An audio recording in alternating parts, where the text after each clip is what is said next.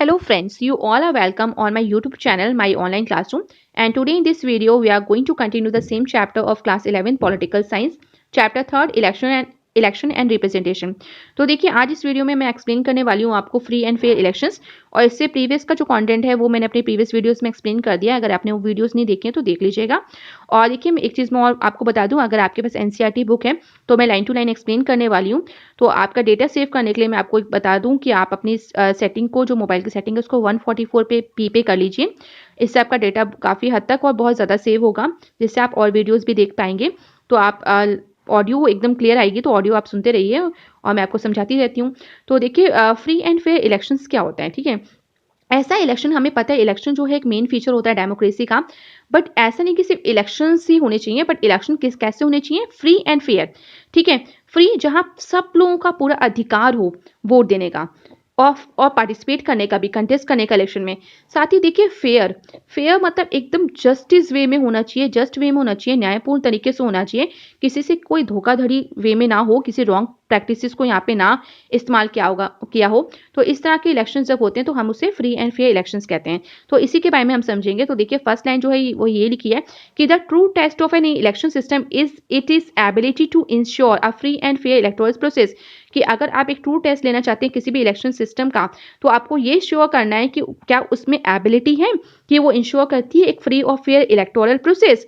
अगर if you want democracy to be translated into reality on the ground, अगर आप थोड़ा सा देखो डेमोक्रेसी को, अगर आप जमीनी तौर पे देखो तो आपको हकीकत पता चलेगी कि it is important that the election system is impartial and transparent. कि जो इलेक्शन सिस्टम है वो किस तरीके का होना चाहिए, इम्पार्शियल होना चाहिए, किसी के साथ भेदभावपूर्ण नहीं होना चाहिए, साथ ही ट्रांसपेरेंट होना चाहिए।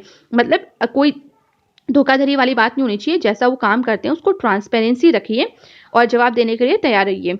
तो सिस्टम जो है इलेक्शन का must also allow the aspirations of the voter to find legitimate expression through the electoral result.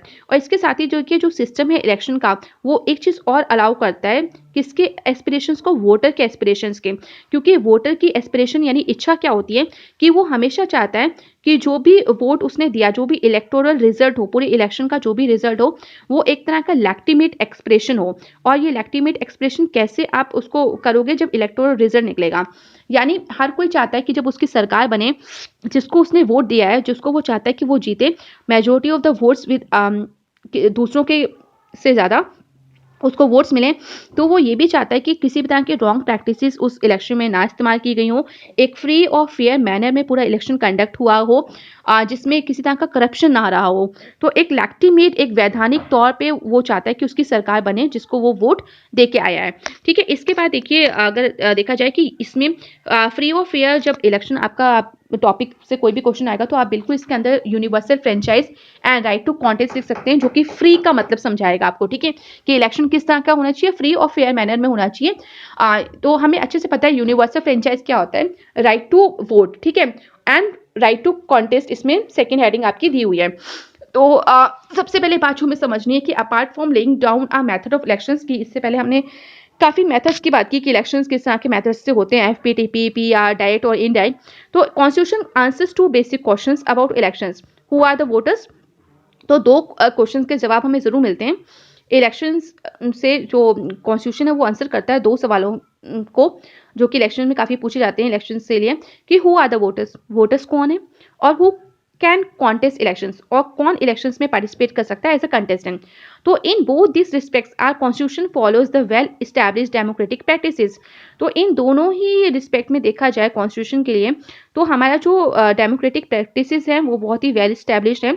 आप सेकंड पैरा पे आइए, तो सेकंड पैरा में लिखा गया है कि you already know that democratic elections require that all adult citizens of the country must be eligible to vote in the election.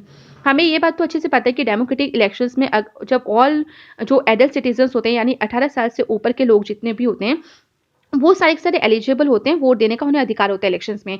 इसी को हम बोलते हैं यूनिवर्सल एडल्ट फ्रेंचाइज, और बिना किसी भेदभाव के, ठीक है। इन मैनी कंट्रीज देखा गया है कि जो citizens had to fight long battles with the rulers to get this right. तो हमने ये भी देखा है कि कितनी डिफरेंट डिफरेंट कंट्रीज में जो वहाँ के नागरिक हैं उन्हें बहुत संघर्ष करना पड़ा है, बहुत लड़ाइयाँ लड़नी पड़ी हैं ताकि उन्हें ये राइट टू वोट वाला अधिकार मिल जाए। In many countries women could get this right very late. यहाँ तक कि देखा भी गया है कि ठीक है स्टार्टिंग में मैन को तो मिल गया बट वीमेन को, महिलाओं को ये अधिकार नहीं मिला, वो मिला तो बहुत देर में मिला, ओनली आफ्टर स्ट्रगल, और वो भी संघर्ष के बाद। तो one of the important decisions of the framers of the Indian constitution was to guarantee every adult citizen in India the right to vote। तो इसलिए जब हमारे फ्रेमर्स जो इंडियन कॉन्स्टिट्यूशन को बना रहे थे तो उन्होंने एक बहुत ही महत्वपूर्ण फैसला इस बात पे ले लिया कि वो गारंटी करने वाले हैं, यानी बिल्कुल गारंटी देंगे हर एक एडल्ट को जो सिटीजन है इंडिया का कि उसको राइट टू वोट मिलेगा और ये अधिकार उससे छीना नहीं जाएगा। Till 1989 an adult Indian meant an Indian citizen above the age of 21। अब ये बात जो आपको बहुत गौर से याद रखनी है, जो आप अपने आंसर में एनसीईआरटी के जो आप पढ़ते हो वही लिखिएगा लाइन। तो ये चीज़ बहुत इंपॉर्टेंट है कि 1989 तक देखा जाए तो हमारे कंट्री में एडल्ट का मतलब होता था वो इंडियन सिटीजन जिसकी जो एज है 21 हो या इससे ऊपर हो। ठीक है, फिर कॉन्स्टिट्यूशन में एक अमेंडमेंट लाया गया, यानी संशोधन लाया गया, और उसके हिसाब से जो प्रोसेस था सिलेक्टिंग देयर रिप्रेजेंटेटिव्स, तो उसमें कुछ बदलाव हुआ। This is consistent with the principle of equality and non discrimination that we study in the chapter on rights. तो ये देखिए ये पूरा का पूरा किस प्रिंसिपल पे बेस्ड था, तो ये था इक्वालिटी और नॉन डिस्क्रिमिनेशन का, जो हमने राइट वाले चैप्टर में पढ़ा था। Many people thought and many things so today that giving the right to vote everyone irrespective of educational qualification was not right. ठीक है, तो आज भी देखिए काफ़ी सारे जो लोग हैं वो यही सोचते हैं कि आज के ज़माने में देख जो हम राइट टू वोट देते हैं हर किसी को, और वो इरिस्पेक्टिव, ठीक है, ऐसा नहीं कि उसकी एजुकेशनल क्वालिफिकेशन को जान के दिया जाता है, और अगर इसको करते हैं तो ये सही तरीका नहीं होता। But our constitution makers had a frame का मतलब होता है स्ट्रॉन्ग, जो उनका दृढ़ विश्वास था कि in the ability and the worth of all adult citizens as equals in the matter of deciding what is good for the society, the country and for their own constituencies. तो उनका मानना ये था कि हर एक पर्सन जो adult citizen होता है उसमें एबिलिटी होनी चाहिए कि वो समझे कि उसके वो जो फैसला लेने वाला है वो किस तरह से उसकी सोसाइटी के लिए बहुत ही अच्छा होगा, किस तरह से उसकी कंट्री के लिए अच्छा होगा, और किस तरह से उसकी खुद की कॉन्स्टिट्यूंसी जहाँ से वो चुनाव लड़ रहा है या जहाँ पे वो वोट देने जा रहा है उसके लिए किस तरह से अच्छा साबित होगा। इसके बाद देखिए नेक्स्ट पैरा में लिखा हुआ है कि what is true of the right to vote is also true of right to contest election. ठीक है, कि जो आपको राइट टू वोट मिला है उसके साथ ही आपको राइट टू कॉन्टेस्ट इलेक्शन जो मिला है वो भी एक ट्रू है, एक सही बात है। All citizens have the right to stand for election. ठीक है, जैसे कहा जाता है कि हर एक व्यक्ति को, क्योंकि लाइन ये थी जो हेडिंग ही थी आपकी वो यही थी कि यूनिवर्सल फ्रेंचाइज यानी राइट टू वोट और साथ ही राइट टू कॉन्टेस्ट। तो हमने अभी तक पढ़ा कि यूनिवर्सल फ्रेंचाइज तो सबको है, right to vote without any discrimination, इसी के साथ हर एक सिटीजन को राइट टू कॉन्टेस्ट भी है, यानी वो इलेक्शन में खड़े हो सकते हैं और अपने लिए वोट मांग सकते हैं, अपनी पॉलिटिकल पार्टी बना सकते हैं और जीतने के बाद अपनी सरकार भी बना सकते हैं। तो ये अधिकार भी सबके पास है, किसी साथ बिना किसी भेदभाव के। And become the representative of the people, और पीपल के जनता के रिप्रेजेंटेटिव्स बन सकते हैं, उनके लिए काम कर सकते हैं। हाउएवर पर एज में डिफरेंस होता है। ठीक है, एज में क्या डिफरेंस है अगर देखा जाए, there are different minimum age requirements for contesting election. तो आप किसके कौन से इलेक्शन में पार्टिसिपेट कर रहे हो एज अ कंटेस्टेंट, तो उसके हिसाब से जो एज है वो अलग अलग होती है। अगर लोकसभा इलेक्शन की बात करें या असेंबली इलेक्शन की बात करें तो कैंडिडेट एटलीस्ट जो है 25 ईयर्स ओल्ड होना चाहिए। There are some other restrictions also, इसके साथ ही और भी कई रेस्ट्रिक्शंस होती हैं। For example, there is a legal provision that a person who has undergone imprisonment for 2 or more years for some offense is disqualified from contesting election।